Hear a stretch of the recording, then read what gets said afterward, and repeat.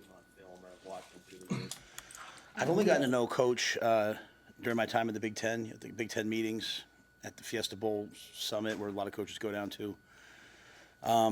He's a leader amongst the Big Ten coaches. You know, he's on the AFCA committee and some other different things, so he's always very, very involved with all the issues and all the things that are happening.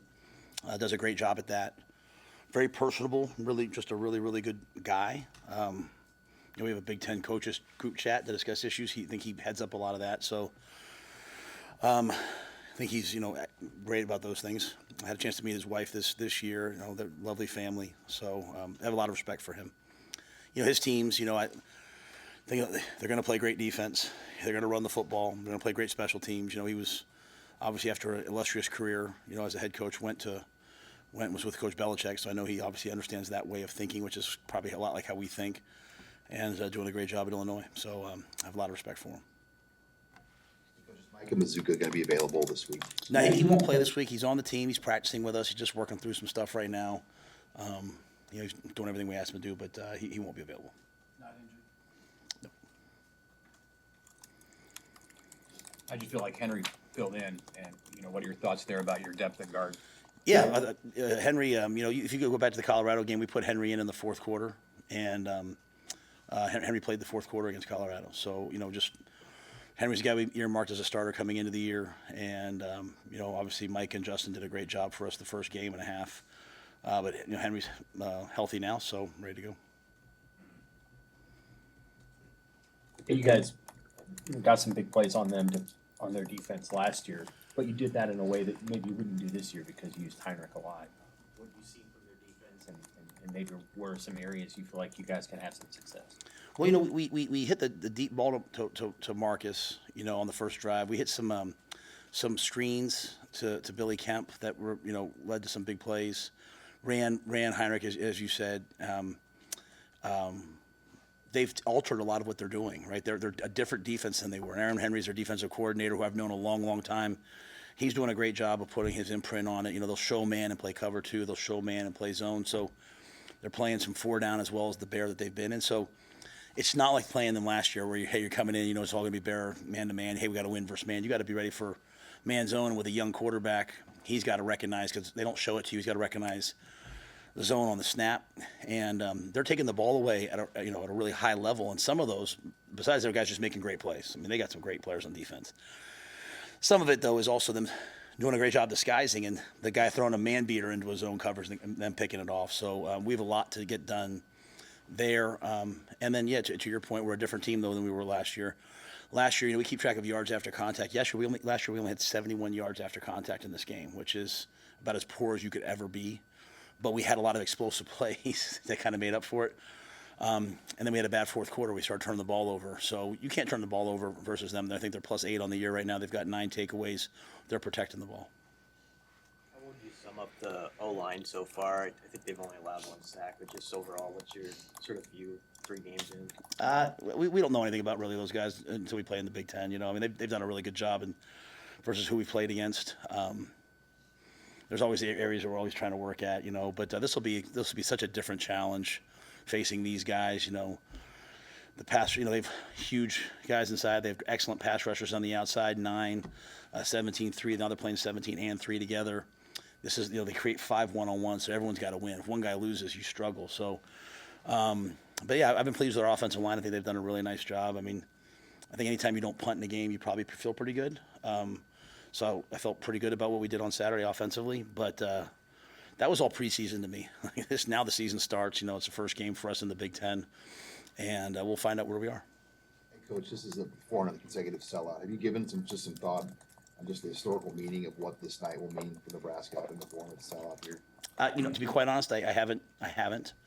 I certainly understand the gravity of it. You know, I think the one thing that's really easy for me and great for me to explain to recruits, you know, the first thing we do when recruits show up here on their official visit is we don't go do some fancy thing. We take a picture with them, and then we walk them right out into the field, and we show them, like, you know, hey, here's the number of sellouts in a row, and here's the All-Americans. And then we talk about the field and how our hope someday is that they win a championship on that field, but also that they graduate on that field. And how the University of Nebraska is not a football factory. It's a place of development, and that's a proof of it, that you can, you can sell out for 400 straight games, and you can lead the country in academic All-Americans. Now they've changed some of the parameters and they're giving some away to other people, but we've been the leader in that for a long time.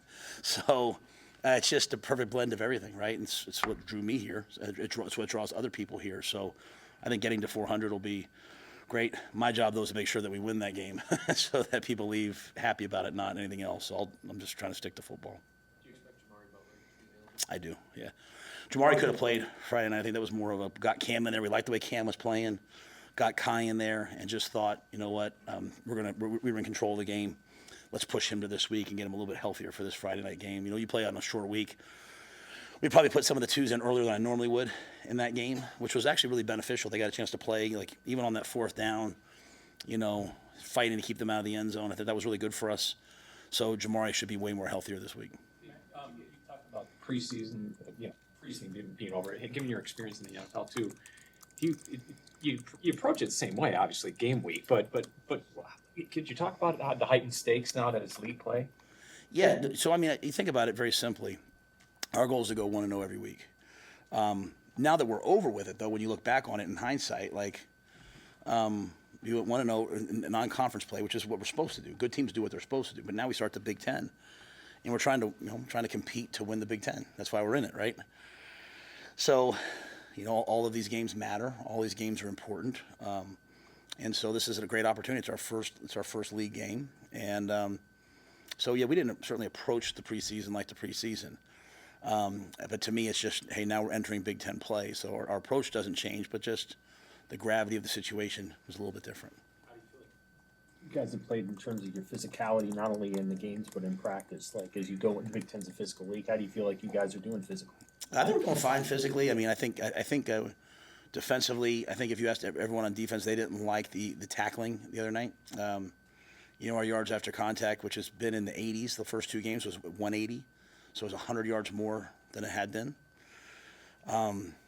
So I think that was something that really kind of bothered us. Even at halftime, I was very calm and stoic at halftime. I was like, hey, you're going to win the game. What's bothering you guys right now, which is a really great thing. I'm so happy that it bothers us. Like, we're not just happy to win. Now we're starting to play to a standard and understand, like, when we're not playing to the standard, it really bothers us. So, giving up a long drive and giving up 3 points on the first drive really bothered them. And that means that our guys are maturing, and they're not just playing, they're not just playing to, for the result. They're playing for the way that they play. So, so physically, I mean, that was a game we went out and we decided we were going to throw it more than run it early on, and then hope to run it more in the second half and have a lead. As I told our team, we needed the defense to play better to run the ball more. We needed more than 45 plays. Kind of, I think you asked that the other night, right, or whatever it was. So, but I think we're a pretty physical team. We'll find out this Friday night. This is a really physical team. You look at their stats; they're about like us in every category. So we're playing a mirror image of ourselves. You've had 3 games that have been in hand at halftime. Is it more important in practice during the week to create some of the situational stuff? And how do you mix that in during the season? I know scrimmages in August you can do that. How do you do that in a week like this? It's really hard. I mean, we really have to focus on Thursdays on like, hey, here's our 2-minute. We have a lot of different situations that we call. We have rally, 2-minute, 4-minute last shot. Like we have all these things that maybe don't make sense to other people, but make sense to our guys. So we have to do them a little bit more. At the end of the half, we were moving in 2-minute, and we moved from last shot into what we call attack because we got the first down, and 4th and 3, the analytics say to go for that, right? In a game like that, maybe you kick that field goal because you can go up 24-3. But to me, we have to convert crucial plays if we want to be a great team. Great teams make great plays, and so that was a great opportunity to give that play to Dylan, give that play to the fellas, and say, all right, now go execute. And we didn't execute that one, right? And so sometimes when you don't execute, you learn more than when you do execute. So I think everything we do is very intentional. And again, we were pretty certain we were going to win the game, and pretty certain that we were in control of the game. I would never do anything to hurt that, but when it's borderline there, I think creating those scenarios are important. So yeah, I think that those are good things. And then the other thing that we're now realizing, okay, is, and this Friday night obviously it's a ranked team, so it'll be maybe different, but we're no longer like the hunter. Like we're no longer like the unranked team that people are like, who do we have this? Oh, we're playing Nebraska. Oh, okay, we beat them the last 4 years. Now you're the team that your people are preparing for. You know, the UNI players who I had a lot of respect for. I mean, I thought that quarterback was a dude. I liked him too. Was a dude. After the game, they talked about, hey, we talked about this game all summer long, and our guys have to understand that, like, you know, and then you start putting numbers in front of your name, right? People start saying, oh, we want to go beat a ranked team, you know. So it's not quite your question, but I just do think our guys understand you're going to see different things. So all of a sudden we come out against these last week, and they're bringing 0 in the red zone. It's like, okay, well, you know, they got us on one. Now we need to kick a field goal. That could cost us a game at some point, right? So we have to be better in those areas, and so we're having to do a lot more situational stuff, to your point, Mitch. Because we haven't been in, you know, hey, haven't had to go down there at the end. Ty Wallen has gotten on the field quite a bit these last 3 weeks. What have you seen from him to earn that playing time so far? Yeah, Kai's the guy that could have played for us last year. We redshirted him because we're trying to build a championship caliber roster, you know, and so sometimes we do things that are difficult to do in the moment but pay off in the long run. And Kai and James were 2 of those decisions last year that we redshirted last year. And I appreciate the confidence like Kai and his family had in us to do that because he was playing pretty well when we sat him. But now he's out there. He's a redshirt sophomore. He's 260 pounds, and he's playing better than he would have played if, you know, he played last year. So he's rugged. He's physical. He can play. He can go inside and play a 3 technique. He can play outside as a 5. He's getting good pass rush. So he's a guy that you can put in there and mix in with the 2s, mix in with the 1s, and know that the level of play is not going to drop off. Riley going to pop a 4-game guy, or Yeah. is he going to play the whole season? Yeah, Riley will be a 4-game guy. How do you communicate that to somebody when they played again most of all last year? Hey, you can play 8 plays to 10 plays a game this year, or you can be Ty Robinson and those guys when they leave. And so that's a decision they make. Again, it's a credit to Riley. It's a credit to his family. And Riley was joking with me yesterday. He was like, hey, when they went down the field on that first drive, I was waiting for you to say, forget it, get in there. But I just think it's trust, right? In an era where I go to a lot of meetings and hear a lot of coaches say, like, these kids are going to transfer anyway, play them. You know, just because the system's changed doesn't mean a coach should change. Coaches are here. We're here to do what's right for the players. And so, Riley can certainly help us. We have other guys we think can help us, and we think Sue is going to come back and be healthy here soon. And, you know, we're going to, if we can, and we have 2 more games with Riley. So, but I think Riley's going to be a great, great, great player here. And I think this year, because he stepped in for us last year, this year of development, you know, he's on the scout team now. Just think of how much better our scout team is when we're out there today and we're having to block him. And then we got Brody Tagaloa back. I should make sure. And so happy for Brody, for him to get on the field this past Saturday was such a monumental thing. I've watched him, you know, in the weight room in the mornings at 6 a.m. for the last 2 years. And I think back to when he got hurt, his dad and mom coming in and his dad saying to him, sometimes in life you have to embrace the delay. And I wrote that down. I said, what a beautiful thing. And Brody's just grown in the interim. So we have some guys back now, Sam, that allow us maybe with Riley.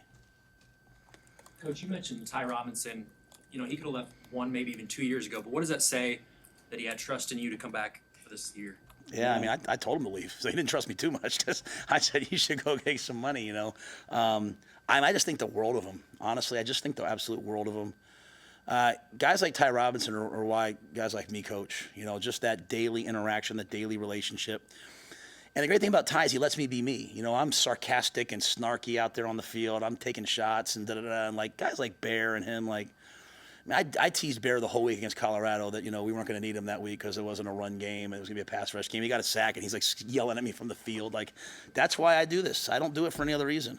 I love watching those guys. And so Ty's bringing that group along, too. You know, Ty's bringing that group along. And what I love is when they leave, their legacy will be here. And Ty talks a lot about the guys who were here before him. So it wasn't like there wasn't great leadership in the D-line room before that. You know, Coach Dawson, all those guys did a great job. Ty talks a lot about that. But Ty, Jamari, Nash, I can't imagine a better group. And next year when it's Cam and Riley and those guys, I don't think we'll skip a beat. Potenza? Yeah. So after we beat Colorado, Jordan sent that out, like just the video of it on, like, we have a whole staff group chat. It's like 100 people, and I put it on my family group chat. And my 9-year-old, my 11-year-old, they thought it was the funniest thing in the world. Julie thought it was the funniest thing in the world. So I saw on Twitter them shaking hands now. So that's, again, you know, we can have fun without being silly, right? So I like that they're having some fun, but no one practices harder than Ty. He comes to practice every day like it's a game, and so it makes it fun to coach. What'd you think of Fliggy and long snapping? I thought it was great. Yeah, it was great. You know, he was going to do the short snaps. Um, Cam was going to do the deep snaps. Again, we didn't punt, so we didn't need that. But I thought he put the ball in his hand, and you know, our field goal operation is still a work in progress. You know, we made a couple short ones. We're still a work in progress. And for us to be the team we want to be, it's going to have to continue to improve. And so each week's just taking another step. Our protection was better. Our snaps were better. Now, you know, we're going to do what we want to do. You have to hit a 57-yarder to win it, like Alex Henry did whatever years ago, right? Those kind of moments happen, and so building up to that is important for us. It could be this Friday. Are there some advantages to be home on a short week, just to have that extra time without having to travel, already losing a day? Yeah, I definitely think so. I think especially on a night game, just the fact we can come over here and use the facility and all that stuff is great. That being said, you know, last year we went there, and you know, we were emotionally, physically, and mentally ready. There's 3 levels of ready you have to be. You have to be physically ready, you have to be mentally ready, you have to be emotionally ready. Last week we were physically and mentally ready. I don't know if our defense was emotionally ready, and that's hard to do. That's why teams don't go undefeated very often unless they're way more talented. It's just very hard to win every game. I thought our offense was definitely emotionally ready, right? But last year when we went to this game, we were all 3, right? And there was, you know, they were a really good team. There's nothing was going to stop us, or you know. So can we? You know, while I'm happy we're at home, it's really about those 3 things. Or are we going to be ready to play on Friday night, or is it going to be about all this other stuff? This is going to be an absolute battle. They're a really, really good team, and it's why in preseason when people start asking about the schedule's easy early, is it? I mean, I'm looking at power rankings now, and we have one of the hardest schedules in the Big Ten moving forward. That coming out last week, right? So all that preseason's fluff everyone talks about is not real. You get to especially now in the transport portal era, you better just get to the season and see who you're playing. And now we're facing a ranked team in week 4, right? And it looks like there's some more ranked. We'll be facing some more ranked teams. The key for us is to play well, so we can be a ranked team. And so this is an excellent team we're facing that's on a mission right now. So we'll have to be ready. I know you already played some really good receivers in Colorado, but Illinois' got 2 guys, including one in Pat Bryant. I think you guys saw last year. What kind of players are they, and B, how beneficial is it to have somebody playing at the level that Tommy's playing, where teams don't even really target him very much? Yeah, well, you know, you look at their offense, right? I mean, they're a big power running game with a mobile quarterback. The mobile quarterbacks have bothered us. Okay, mobile quarterbacks have bothered us, but they have 2 explosive receivers on the outside, right? So whether it's Bryant, whether it's Franklin, like they can attack you, and they do a good job of, you know, they try to stress you by putting them both out here. So you know, you either have to play a 1-on-1 to stop the run, or you have to double them and play cover 2 or quarters or something like we did against Colorado, and now they can run the football with a 250-pound back. And their other backs got in there this week, and they all ran the ball well. So very well put together with how they're doing it. Those guys, one thing about them is they've thrown the deep ball. They have more explosive plays than we have. I mean, they're throwing the deep ball, getting one-on-one coverage, not afraid to put it up. And they have great catch radiuses. They can hold off a defender and go up and catch the football. So luckily with Tommy's 205 pounds. He's not a little corner, right? And I think Buford's been playing really, really, really well. And Buford can play corner. He played the dime versus Colorado. He's very versatile. And then, you know, Jeremiah and Amari can play as well. So that'll be one of the main one of the main matchup issues in this game is how well we do versus those 2 receivers when we choose to play a run front. You know, can we win the one-on-ones? How well we do with the quarterback containing him. You saw UNI was using the zone read and all that, and they can do that with the quarterback. They can also, you know, the Wisconsin last year drop back, quarterback draw, which they do. So it's our front stopping the quarterback, and then again the power run game. And you know, if we give up 180 yards after contact, we won't win the game. He was going to go watch the film on Saturday night instead of doing it Sunday because of the short week. And how have you managed that, accelerating this week with your guys so that they're not missing anything that they need to do? Yeah, so I take a little, maybe a different approach than a lot of people. I keep like Monday, Tuesday, Wednesday. I don't move it up a day. A lot of people move it up a day. But we do come in on Sunday. So on Sunday we came in, we cleaned up the practice film, we cleaned up the game film, because there was a lot to learn from that game. So we didn't move ahead. We sat there and did all that. We got our lifts in like we would normally do on Monday, Mitch, and then we walked through Illinois. We got ahead. But today we came out. Today's a Monday for us, and so we'll do Tuesday, we'll do Wednesday. Then like our normal Thursday practice will be a walkthrough, but we also walk through on Friday just like we would have on a Saturday. So we don't overdo it. We don't move it up too far forward. And yeah, to your point, like I got a text from Dylan Saturday morning. You know, this is what I need to improve upon. Like he's very good about illustrating that for himself, so he can get better. He takes great ownership of his things, and most of our guys I think do a great job. They've watched the tape before we watch it with them. And that's a cultural thing that we have here that guys have had instilled in them. Thanks, guys.